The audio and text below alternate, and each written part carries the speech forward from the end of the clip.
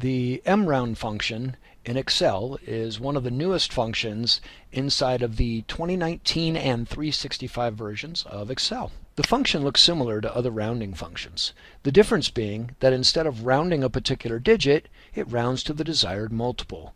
Here we see it rounding to the number 7 because 5 is closest to that multiple of 7.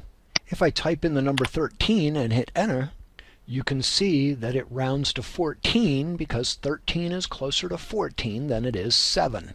For this example, 10.6 is closer to 10.5 than it is to 10.75 when we have a multiplier of 0.25. In the next one down, we can see the rounding factor is 0.05, and based on the number to the left, we can see what the answer populates to.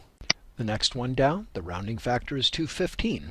Since it's 210 to the left, it's 215 that populates.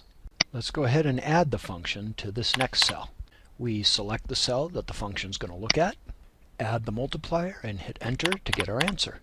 In the next cell down, instead of adding the multiplier, we're going to reference a cell where we can change the multiplier whenever we want.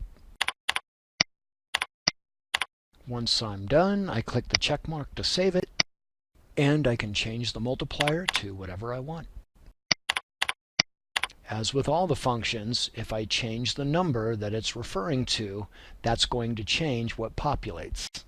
The MROUND function gives a different spin on rounding, but could be very useful in certain situations.